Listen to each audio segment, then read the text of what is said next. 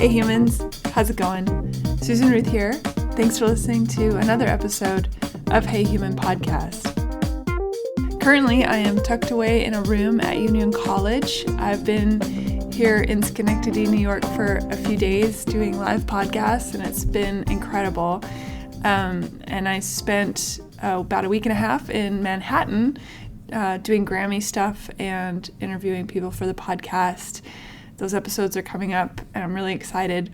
But I got to actually meet the person who is in this episode in person, even though when we did the episode, we did it over Skype. Barbara Carrellas is awesome. She is an author, a sex educator, performance artist. She's a certified sexologist. That's pretty darn cool. So she does workshops about breathing techniques to actually facilitate orgasm through breathing techniques. Yes, you heard that correctly. And she has a second edition of a book out now called Urban Tantra, Sacred Sex for the 21st Century. I gave this book away at Christmas time to friends and have heard back from several people about how wonderful the book is, and in fact, some very glowing reports about experiences after using some of the techniques in the book. So to that end, I will tell you that I have a book to give away. If you are interested in being eligible for a drawing for Urban Tantra by Barbara, please email me, susan@heyhumanpodcast.com. Put book in the subject line, and you will be entered to win a copy of Urban Tantra by Barbara. And I will randomly select someone out of the emails I receive and send it to you. And I know you'll enjoy it. It's a great book. When I was in New York, I got to meet Barbara and her partner, Kate Bornstein. I interviewed Kate as well for an upcoming episode, so that was very cool. And yeah, this has been such this episode, I suppose I have to give it the not safe for work, obviously, because we deal with topics that some people might find not good for the HR department to catch wind of. I have a bit of a head cold, by the way, right now, so if you think I sound like I have a code in my node, you are correct. Please excuse that. Oh, and also, I hurriedly put the episode up on what I thought was Monday this last weekend, thinking I woke up on Sunday morning. I actually thought it was Monday and hurried. I was like, oh my gosh, how did I forget to do the podcast? Oh my gosh, because I'm still getting used to the Monday, Thursday episodes. And so I raced around and I did did all the links and did everything and got it all ready and apologized and said, I'm so sorry this is late on Monday. Things are just crazy on this trip. And I posted it, and a little while later, my friend Ellen called and said, it's Sunday, right? Oh, I felt like such an idiot. I really did think it was Monday. So there you go. I was actually a day early. What are you going to do? Anyway, the usual stuff. Follow me, social media. Hey Human Podcast is on Instagram. It's on Facebook. My own stuff, Susan Ruthism, is on Twitter and Instagram as well. And rate and review Hey Human on iTunes. That's really helpful. And if you're an Amazon shopper, a great way to support Hey Human without having to think much about it is to go to the heyhumanpodcast.com website. And at the top of the page is Amazon affiliate link. You click on that Amazon affiliate banner link thing, and you get taken to Amazon. And you shop just like normal, and a little bit helps support Hey Human. So if you are an Amazon person, please do so through heyhumanpodcast.com and help the show out. That would be great. All right, well, back to Barbara. We had a fantastic conversation, and I really am excited for you all to hear it. I thought it would be fun to put this episode out here at the beginning of February. So February 1st is when this will air. Just, in the spirit of Valentine's Day, because Urban Tantra is not just about breathing and orgasm and things. It's also about loving oneself and loving someone else and loving a feeling, all of it is very good and positive, sex positive, if you will. And so I encourage everyone listening to go to Amazon and purchase the book. I'll have a link to the book on heyhumanpodcast.com's link page, along with other stuff, of course, from this episode. But yes, I encourage you to get the book, Urban Tantra, 2nd edition. It's really great. I read it myself. I loved it. I have employed the techniques myself. It is certainly worth the purchase, whether you're loving on yourself or loving someone else, however it looks to you. I think it's a great addition to anyone's treasure trove of experiences and research and knowledge, all the good stuff. So without further ado, let's get with it. Here we go. Hi. Hi. Barbara Carrellas. I've been following your work for quite a long time. Wow. And so when you said yes to being on Hey Human, I was very excited. I'm very excited by the whole notion of Hey Human. I love the collection of people. Yeah, it's wild, isn't it? It's crazy good. Yeah, and I like the amount of, I like your curiosity about people. Yeah, people are fascinating. I agree. Humans are fascinating, and all their weird and wonderful and everything, all the stuff. Yeah. All the stuff. All the stuff. Well, thank you. I appreciate you being here across the airway. You're in New York presently? I'm in New York. Yeah. At least right now. I was so hoping I was supposed to be coming to New York, and things are not, I just haven't gotten there yet. So it would have been fun to do it in person. But when I get there, I would love to meet you in real life. Yeah, let's just do that. Okay, we'll good. Just go have tea or someplace. Good. All right. So you are an author and a speaker and an artist. Mm-hmm. And your books. Okay, you got Ecstasy is Necessary, Luxurious and Loving, which I love the title of that, and then Urban Tantra. And I just read that, the last one, Urban Tantra, and it's awesome. I'm so excited because I can give it away for Christmas. I'm gonna buy a whole bunch. I've been texting all my friends, and I'm like, you'll never believe it's gonna be on the show, and I'm getting everybody the book. It's so good. Oh, and your timing's great because thanks to the generosity and good sense of my publisher, 10-Speed, there's a new edition. Yes. This is the one I read, anniversary edition. Yeah. It's just coming out. So yeah, the new one says 2nd edition on the cover. And yeah, I updated it because so much had changed since the original Urban Tantra. Yeah, and I want to talk about that too. So I guess the best place to start, as always, is in the beginning. You are certainly sex positive. You are sensation positive, I would say. What began you on your journey to who you are and continually becoming?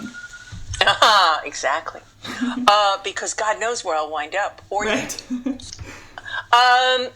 In short, this is who I am now, and what I'm doing now is something of a surprise to me. Not a total shock, but definitely a surprise.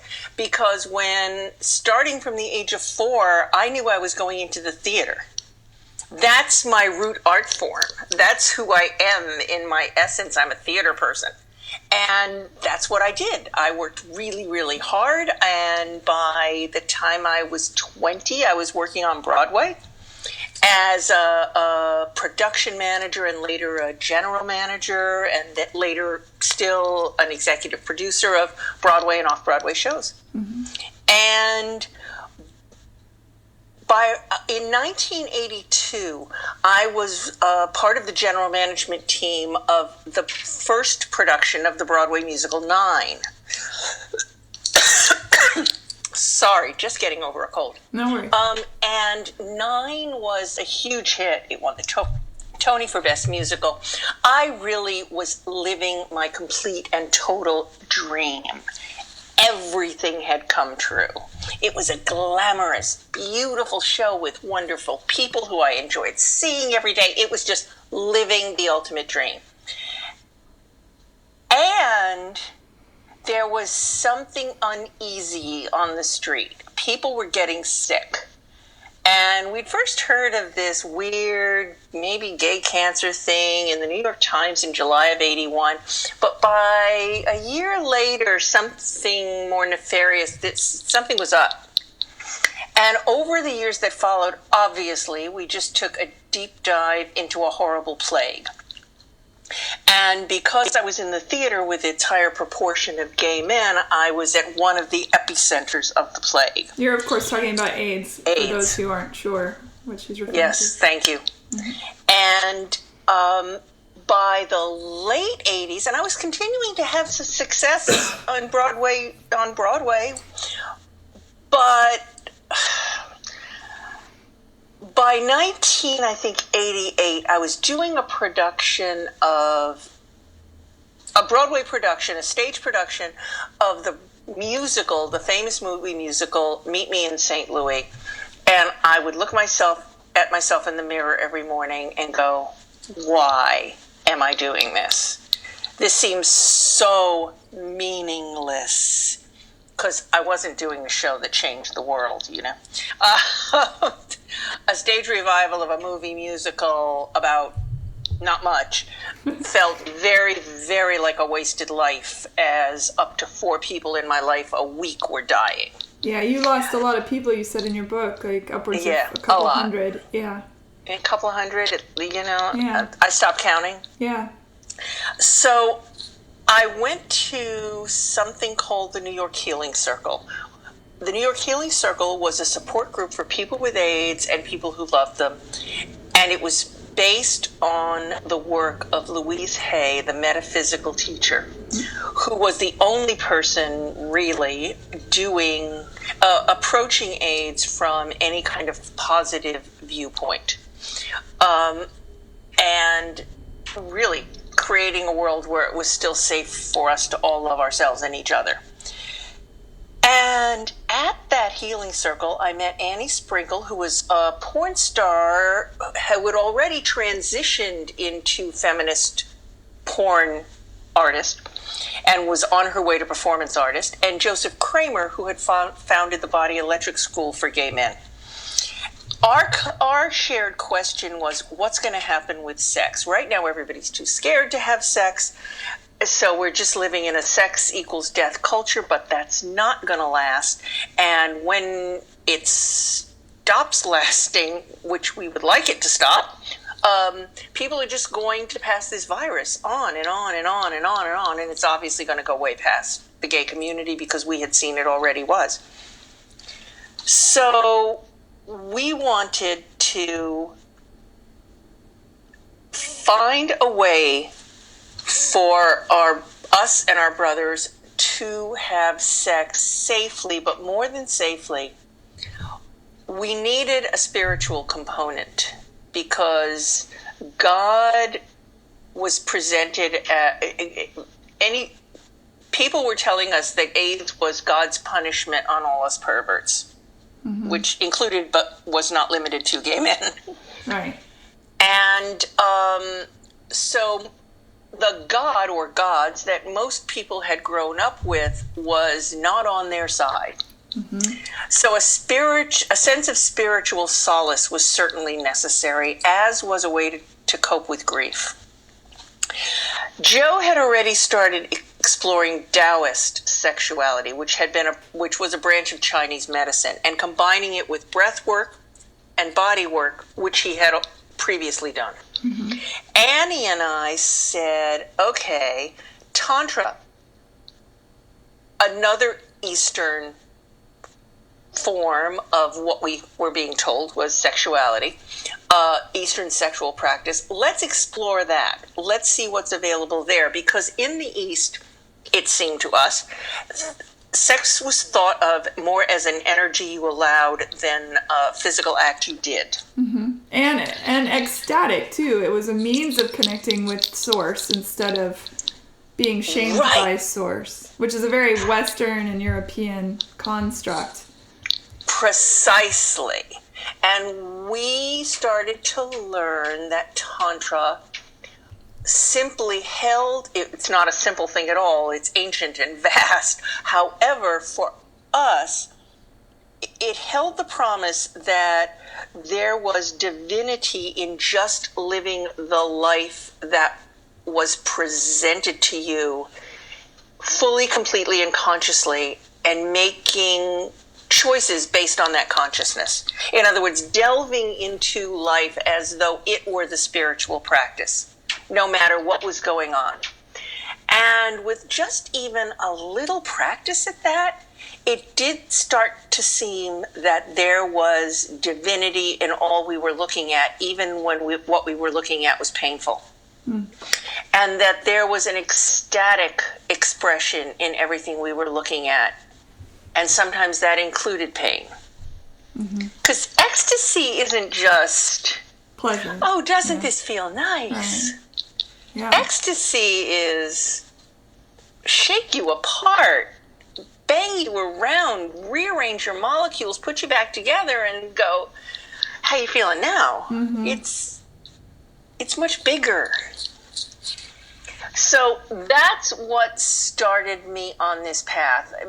I think people who haven't heard the background story kind of think, oh, she must have been looking for a better relationship, or no.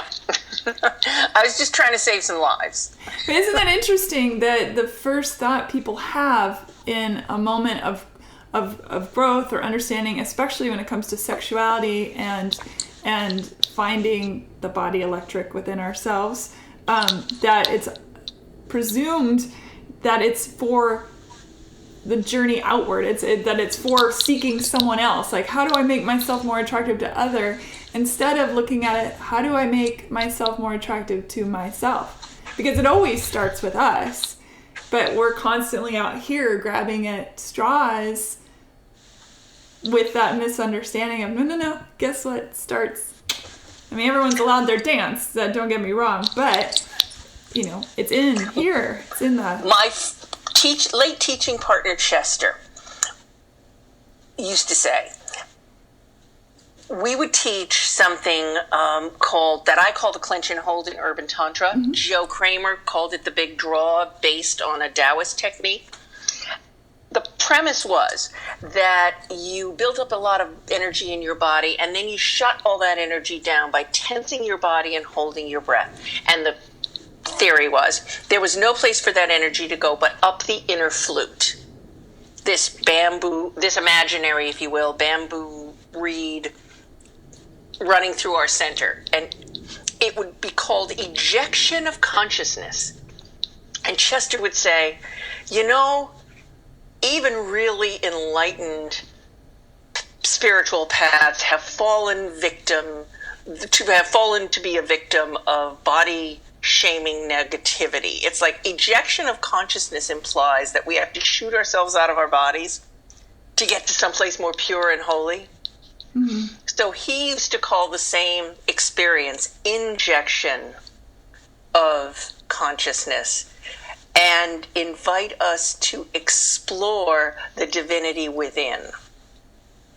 Which, of course, sounds a lot like upper and lower worlds in shamanic work, which is great. But I loved the notion of injection of consciousness and exploring the divinity there. As you said, as opposed to looking for it only in outside connection. Yeah, because everything starts with us. So it's interesting. Again, I love your book. It's so good. It's very easy to read. It's funny. It's poignant. It's got great examples of how to, all of your, going through the breathing exercises and all that.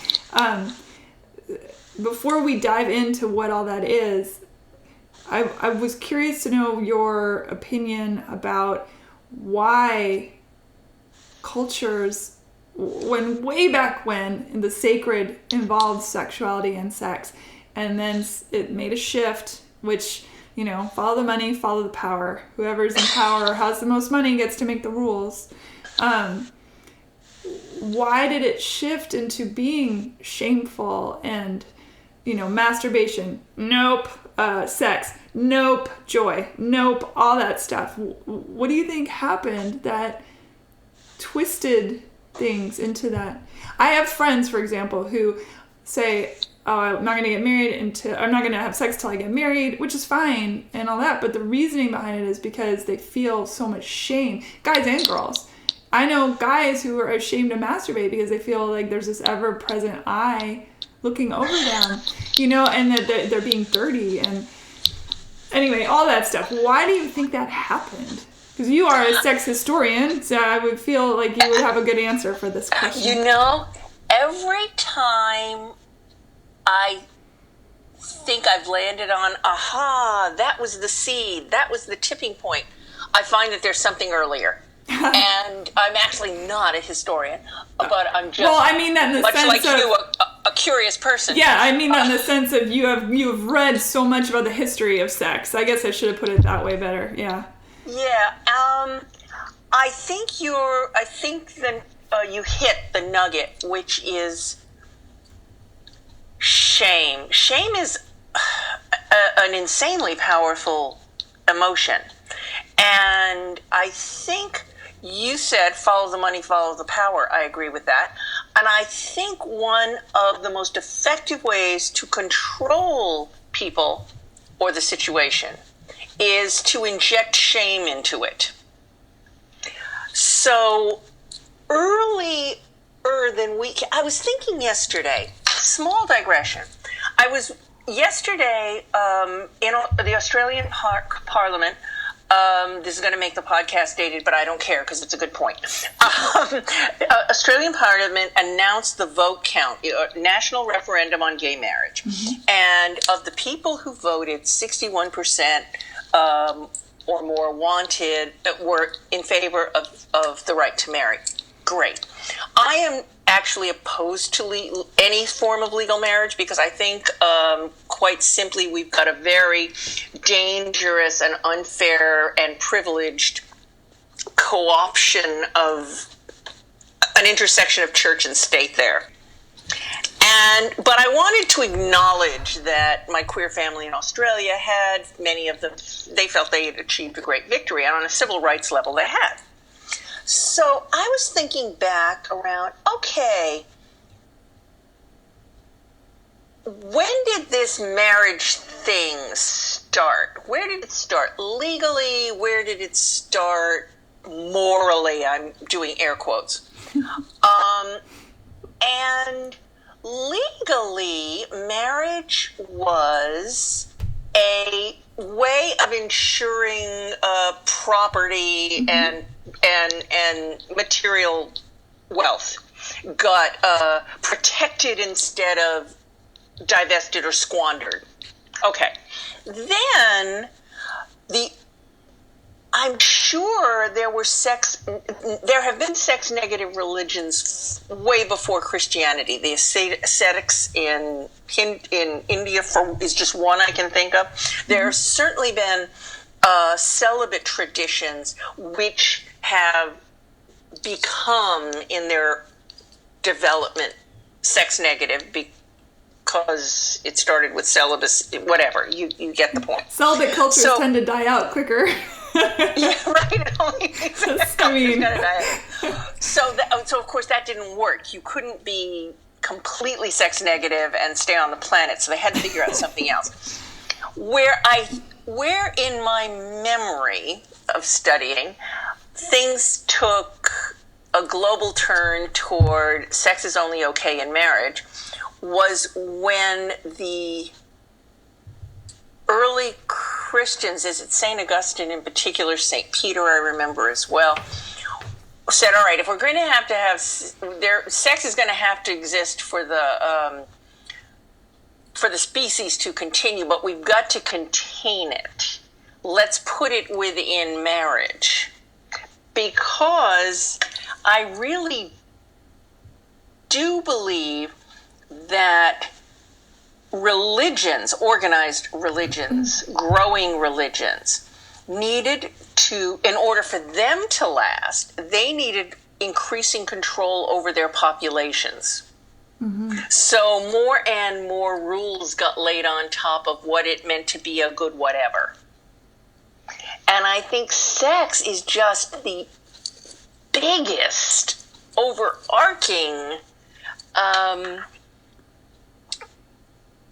means of control, and the easiest way to do that is to tell somebody they're sinning or to shame them in some other productive way into yet another kind of civil obedience to money and power. Right.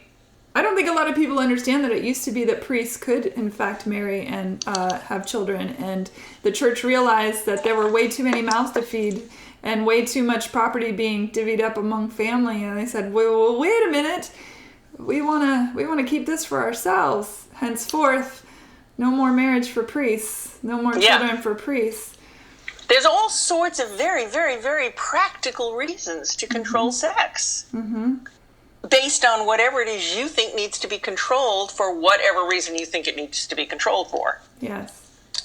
And thusly, of course, you tell people no enough times, they'll still find a way to do it, and then you get all these other offshoots because of their own feelings about sex.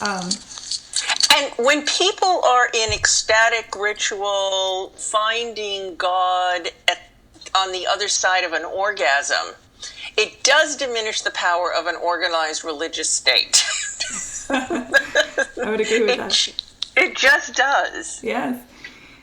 And they don't want you looking there and to yourself. Right. They want you looking toward them.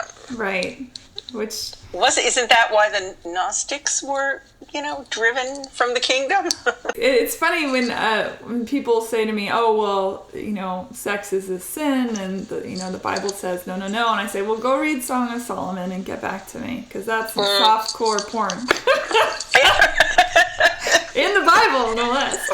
We also have to remember that so many books of, especially the New Testament, was all written so long after anybody had ever met Christ. Absolutely, yeah. One good book on sex in history is, in fact, Sex in History by Ray Tannehill. I really loved that book. Ray Tannehill, Sex in History. R-E-A-Y, I think, Tannehill. Okay. On for every episode, I do a links section on my website, so people can get references and all that. That was a really fun book. She also, I think, did food and history. That'd be or they. I'm not even sure what the gender is. Yeah, and food and sex. Those go well together as well. So something that draws me to your work is that I think people hear tantric, and immediately their brain goes to, oh, that's like 12-hour boning session. Or they think of Sting, or, whatever. Yes. And what is, I think, a finer point is that you are telling people, hey, guess what? You don't have to put anything in you. You don't have to do that. It's all about breathing. Can you talk a little bit about all that work that you do around the breathing? One of the funnest things that happened when I was studying Tantra and trying to figure out how I was going to teach it to a whole bunch of queer people, which is how I started, was I like taking things apart to see how they work. When I was 7 years old, I took my bicycle apart to see how it worked. And I got it back together again by myself, I'm proud to say. And I guess the same thing is true of sex. I got it back together by myself. I noticed that, and I discovered it primarily through learning breath and energy orgasms. I noticed that if you take the genital touch or boning part of sex away and just look at and practice all the others, all the other things that make up an erotic encounter with yourself or with someone else. What are those things? Your breathing is substantially different in good sex, great sex. You're moving. Or if you're tied down, for those people who like that kind of thing, you're probably even moving more against restraints, if that's your thing. Yes. You're making sounds to the extent that your neighbors will allow you. You're, I'm missing one. Your mind is mindfully, consciously focused most of the time on what's happening right then and there. All of this is the energetic mix of sex. And if you just do those things, you will reach an orgasmic state. Your genitals don't have to be involved at all. Mm-hmm.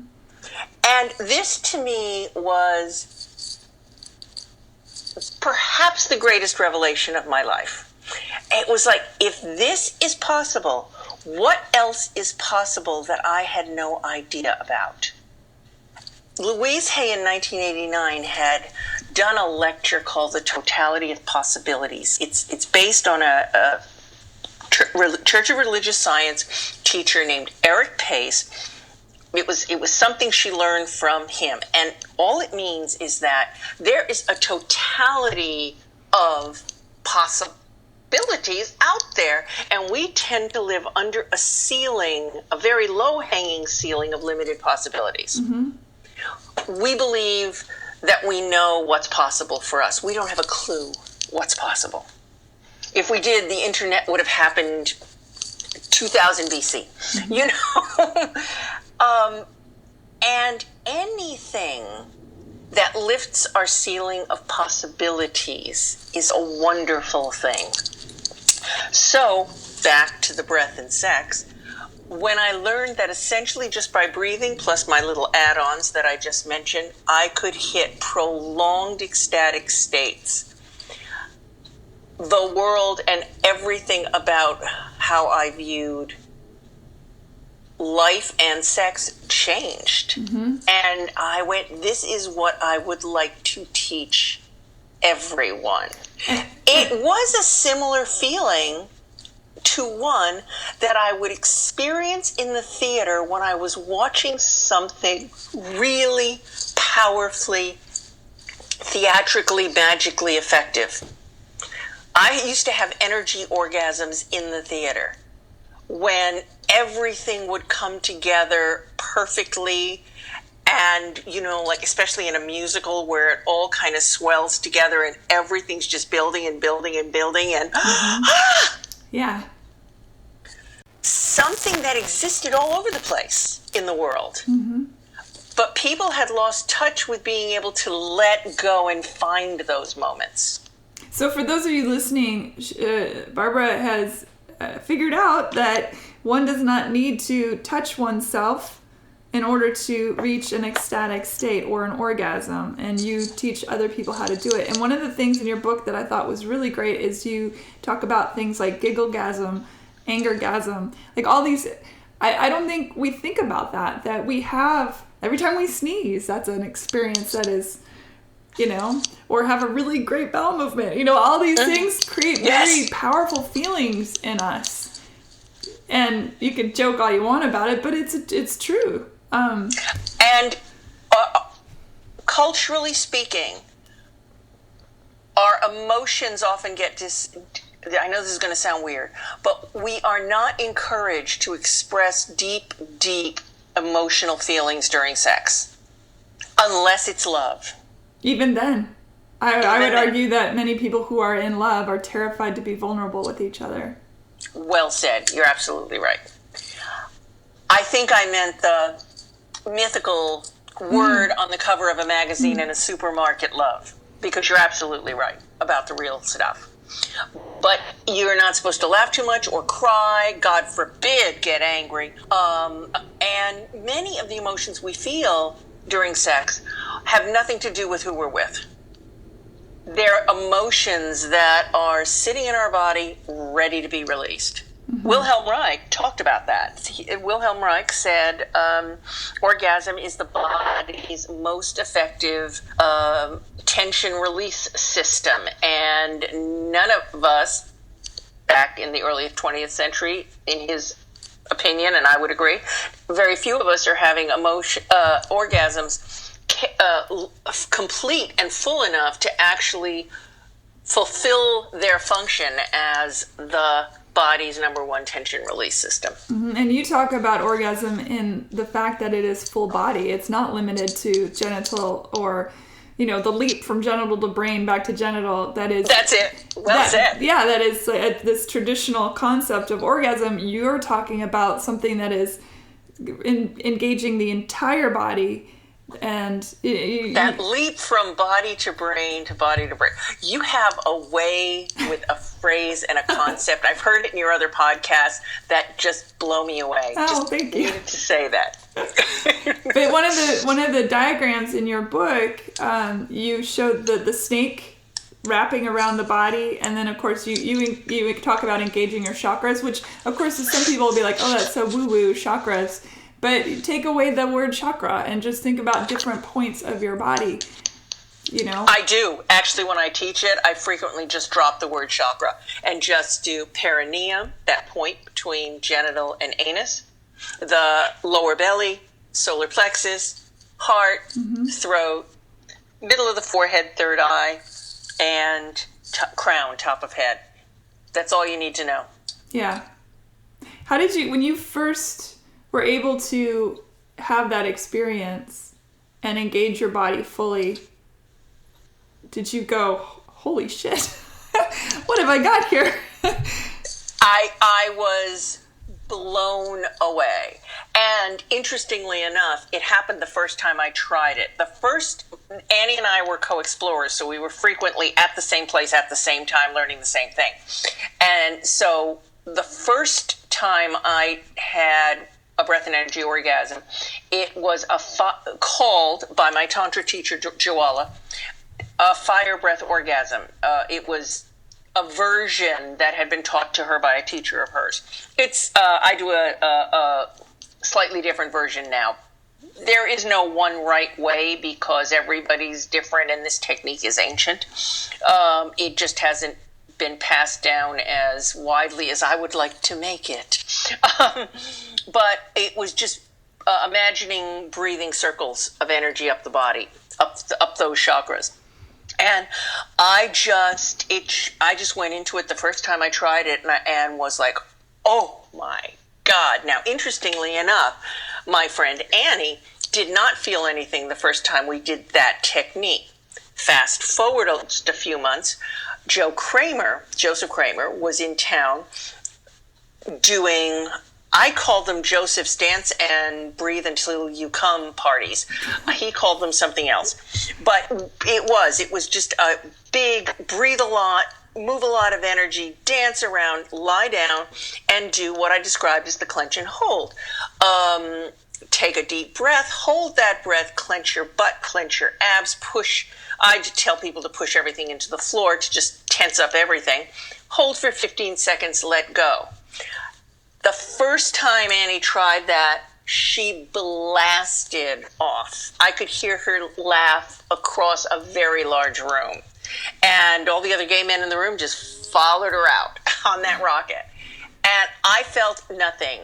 I was lying there like a pet rock.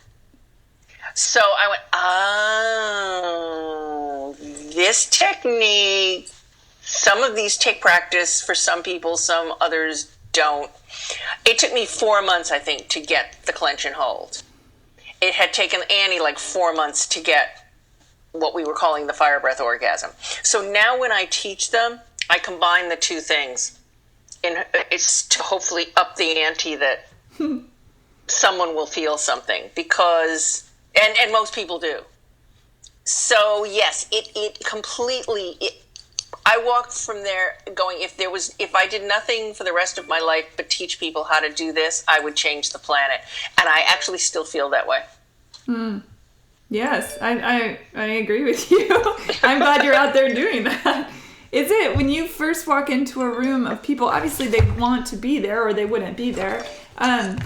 But I imagine they're also bringing with them their luggage. Yes. And so there's the first part of it is likely them trying to unpack that luggage and maybe they don't get through all of it. How do you, for people listening, of course I recommend taking your classes and you are renowned for teaching. But for those who are not able to do that, how do you help people help themselves, letting go and being in that breath and out of their mind? I mean, God, we are bombarded by stimulation all day long. And it's pretty easy to go from a feeling of nothingness to up in your head again, right? And then all bets are off. So what do you say to people who come to you and they're like, okay, I really want to do this, but I've got all my brain is buzzing with the world and my own shit, you know? The first bit is give your mind something erotically constructive to do. If you don't, it'll do just what you just described. So if we can say, all right, now first I take people through an exercise in how they imagine, which we don't have time to do right now, but you can kind of do this on your own. It's like, if you were to, how would you, if I ask you to energize your hand, how would you imagine the energy? Would you see it glowing red? Would you hear it buzzing? Would you feel warm honey running into it? What would be the most effective way that you could imagine energizing your hand? Keyword imagine. Most people have a way that works better than the others. Like they might imagine it vibrating or actually vibrate it. They might see a color. They might hear a sound. And if you can figure out for yourself which of those might work better, first step. Okay, so now the breath and energy orgasm asks you to move energy up your body with your breath. So another trick I might use is, and all you have to do, by the way, is breathe a bit fuller and deeper than you usually do. There are, God knows, I teach all sorts of wonderful and mind-altering ways to breathe. Yeah. But to keep it simple, just breathe more. And breathe through your mouth if that's comfortable for you, because you're taking a lot more air that way. Okay, so you're breathing and you're imagining. Now, I might, first of all, also with my breath, I'm taking some fuller breaths. But I'm going to lose focus on my breath if that's all I do. So I might take a breath and send it to the back of my shoulders. And take 5 breaths in my shoulders. Then I might take 5 breaths lower down. You see what I'm doing. Or maybe 5 faster breaths. Every few breaths I'm mixing it up because that means I have to keep my mind focused on it. Mm-hmm. If I'm the instructions for a breath and energy gasm, the way I teach it, are imagine that you're breathing energy into, let's say, your lower belly. So how might I do that? Lower belly, lower belly. Well, I think I'll imagine with every breath, I'm breathing in energy from the center of the earth, because that's the most powerful energy I can think of. And I'm going to imagine it as swirling warm whirlpool water or whatever. And I now am so involved in keeping my warm whirlpool going and my breaths. Eventually, this will all start to do me as consciously as I am doing it. Right. But that's how I get my mind to go, hey, this is fun, instead of, what the fuck am I doing? Yeah, and like anything, it's a practice. It's a practice. And Tantra, the words Tantra and Tantra Yoga go together because there is a yoga to this stuff. And it's a physical practice. That's going back to where we started our conversation. Tantra is where the divine meets the flesh. You need awareness of both. Mm-hmm. You drop out one and it becomes something else. Mm-hmm. That isn't so Tantra. Mm-hmm.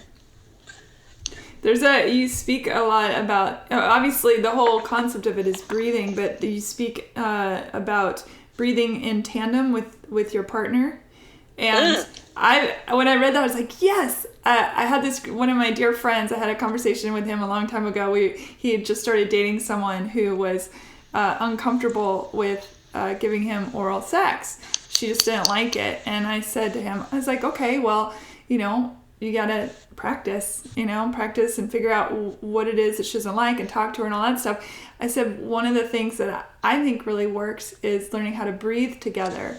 So that instead of her just, sucking on your, whatever, it's actually more about the breath than what's happening. And Good one. And it takes you out of, I think there's a lot of connotations with a lot of parts of sex that people just immediately go, oh, gross, or oh, scary, or oh, and there are many levels as reasons why, and of course, and that's yes. It's a long conversation, but yes, that I read that and I was like, yes, breathing with someone, it like takes everything away.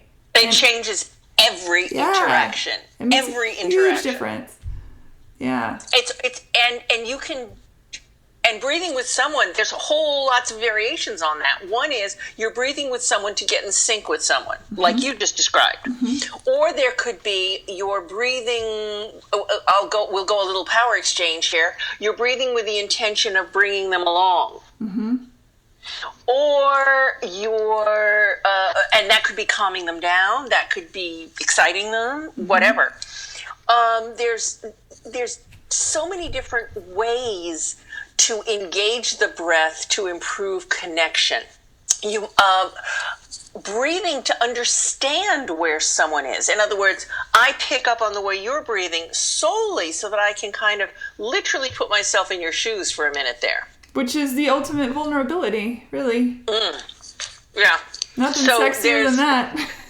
There's the using it as, if you will, an investigative tool, as a leading mechanism, as a equality experiment. That's not what I meant, but you know what I mean. We both decide that we're going to engage in this for the purpose of getting closer. Balance. And I love the blowjob example. That's a perfect example. If everybody were breathing, what the mouth was doing on the penis would matter a lot less. Yeah. Yeah. I mean, I think that's true. Just based on my own experiences, I think that is true. Yeah, for sure. And the other thing I think is important to note is that orgasm doesn't have to mean ejaculation. I think people connect those all the time, but you talk about that, and I think that's an important thing to talk about. And the erotic awakening massages that I talk about in Urban Tantra and teach live are good training grounds, really, really fun training grounds for learning to separate orgasm and ejaculation. And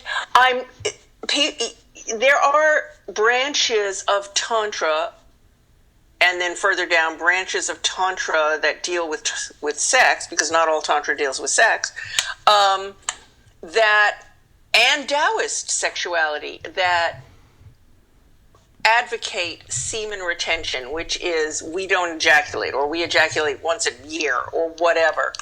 I'm not a particular proponent one way or the other. I know Tantra practitioners who are very into semen retention. Great.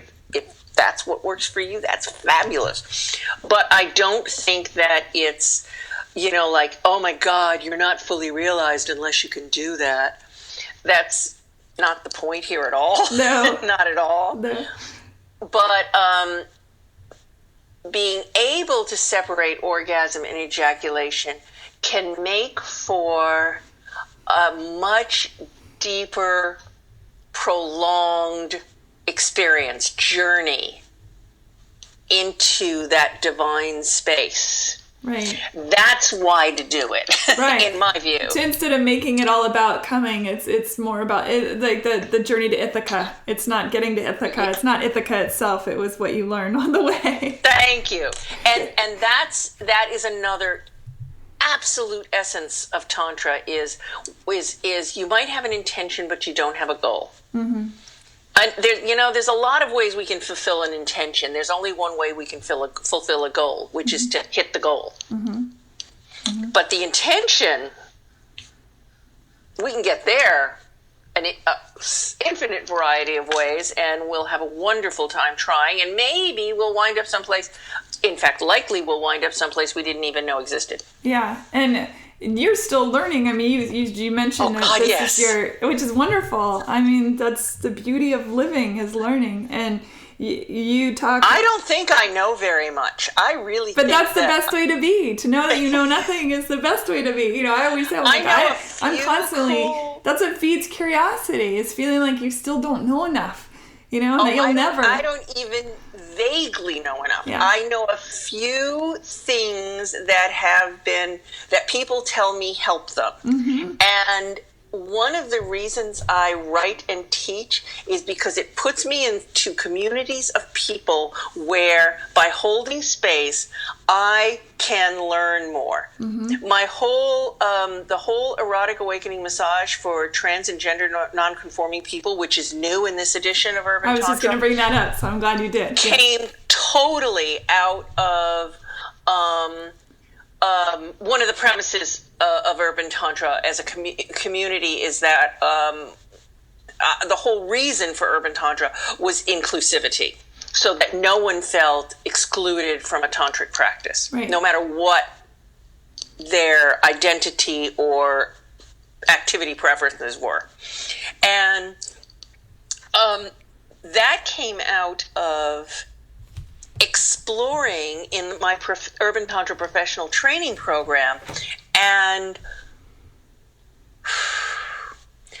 noticing for years that there was more than just this, that the genitals were just one small energy generator. What's the essence of this experience, and how can, and trans and gender nonconforming people became our teachers as they tried to navigate their changing identities and bodies. Mm-hmm. And so it was a collaboration of exploration and co-creation in search of healing and in search of, there's something basic to all human erotic experience. There is something essential. What's the secret to getting there? Irrespective of gender or sexual preference, what's that essence? And that's my philosophical question.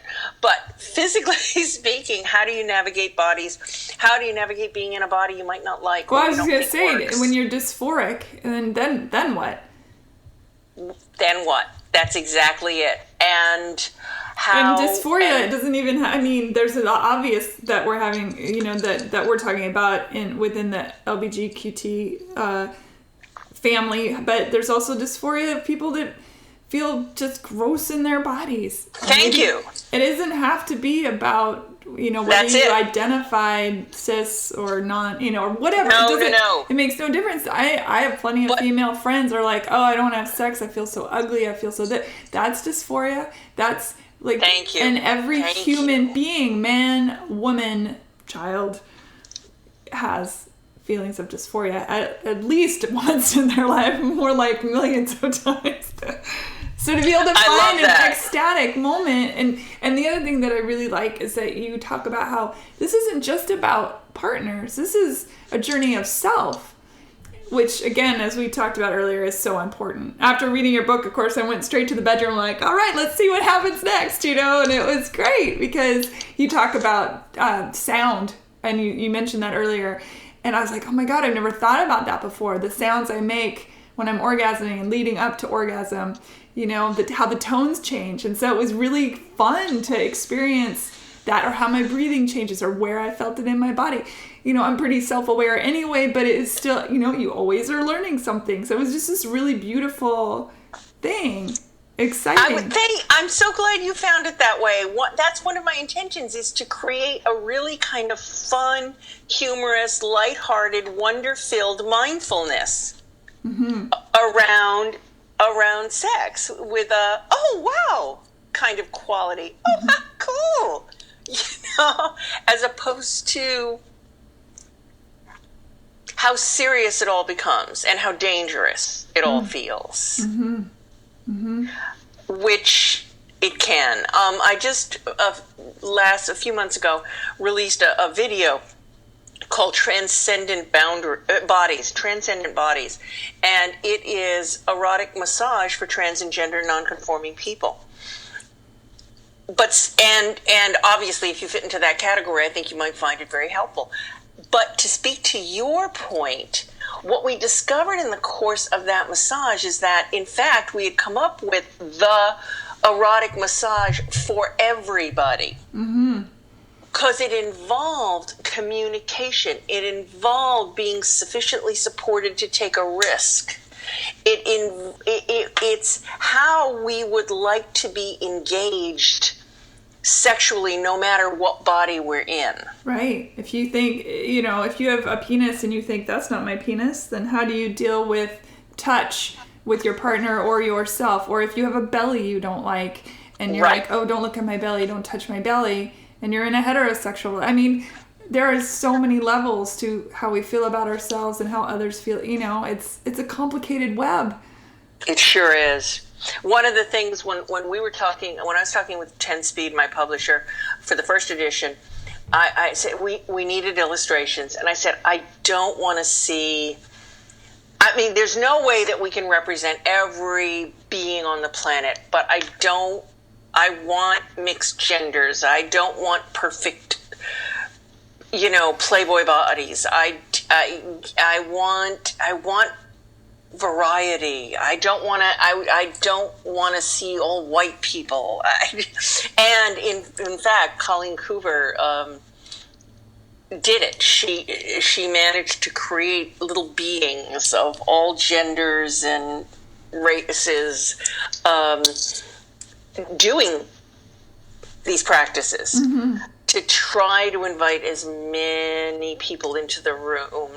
With a limited number of illustrations and time that you have in a book, but still. Absolutely. I think the book feels very inclusive. As a white woman, I get included in lots of stuff, but when I was reading it, I did feel like you spoke very succinctly and very warmly and very inclusively throughout it, which it's lovely. It's a lovely book. And now thank you. Yeah, and so that's fantastic. You had said something. The abused can learn to orgasm, and I know we're running out of time, but I think that's a really important topic. The abused. The abused can learn to orgasm. Yeah, I wrote that down as I was like, "Ooh, that's important." Yeah.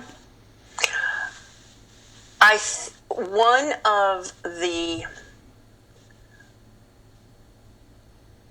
I'll just pick one example of that because it's obviously such a huge topic. Sure.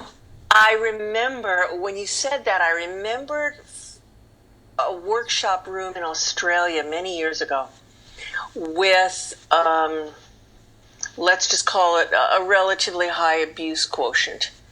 And we did erotic massage, in this case, women only, and at that time it happened to be cis women only. Mm-hmm. Not because we were excluding anyone, that's just who showed up. Sure. And we did the massage in threes, so there were two people giving to one person. And as I said, it's so completely consensual and desire driven that, by desire I mean what you really want and nothing you don't, that one of the ways there were people who went as far as a kind of holding. What they needed was 90 minutes of having their boundaries respected. Mm. And that took them over a huge hurdle. Mm-hmm. To where they could go further. Or maybe then, same people holding space, but they would like to hold the vibrator, and they found they could orgasm. Mm-hmm. In a sexual situation with other people, mm-hmm. but being totally held in the way they needed to be held to get there. There were other people who needed prolonged angergasms. Mm-hmm. To get to what they would identify as a genital orgasm. And they were loud. I'm very grateful we were out in the bush Yeah. No pun intended. No. Australian bush. And explain really quick as a side note and we mentioned the different gigglegasm, what an angergasm means to you. Oh, very good point. I think that, example, have you ever laughed so hard that the laughter was laughing you thought your diaphragm was spasming so intensely that you thought it might be possible, like, to die of laughter? And that kind of just, you don't know what you're laughing at, you're just completely consumed, it's like you're possessed. When it finally stops because your body saves you and makes you breathe, you're like, and it feels almost exactly like the afterglow of an orgasm. Mm-hmm. Well, obviously there are crygasms that can leave you feeling that way. There are angergasms that can leave you feeling that way.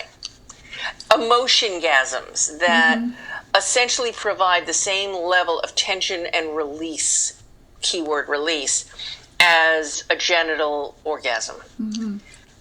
So, hence angergasms.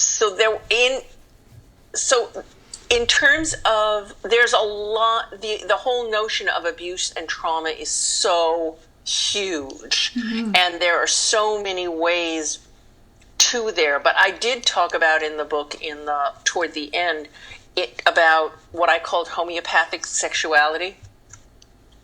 And homeopathic sexuality just meant for me that a little bit of exactly the right amount of something that you perceive hurt you can be part of your healing.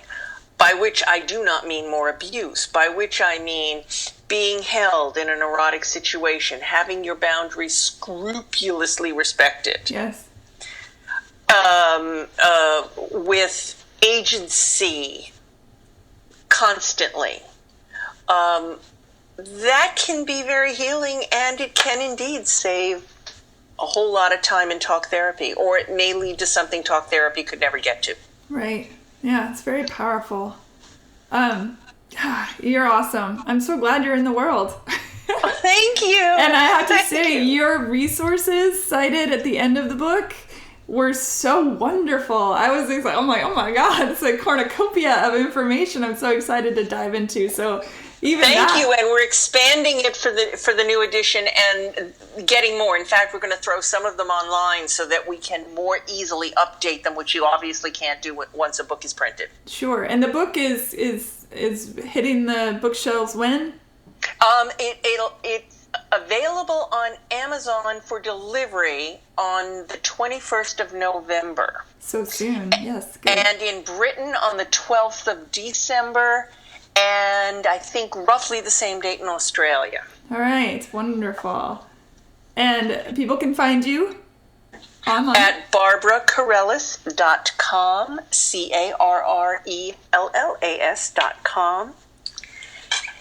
And urbantantra.com too, right? Aren't you on there too? Urbantantra.com will take you there for sure. Urbantantra.org. Yeah. All the places. And I'll put links to everything and make sure to link to the book. And like I said, I am buying a pile to give out at Christmas. I'm very excited. Thank you. Yeah, and thank you. I am so honored and thankful that you have been on Hey Human. I appreciate it. I am so thrilled to have been here. I am in awe of what you do. I think this is such an important glimpse into our fellow creatures that you have staked out on your little corner of the web. I am deeply grateful for you. Thank you very much. I hope you have a wonderful day, and I'll look forward to talking to you again. Definitely. Okay, good.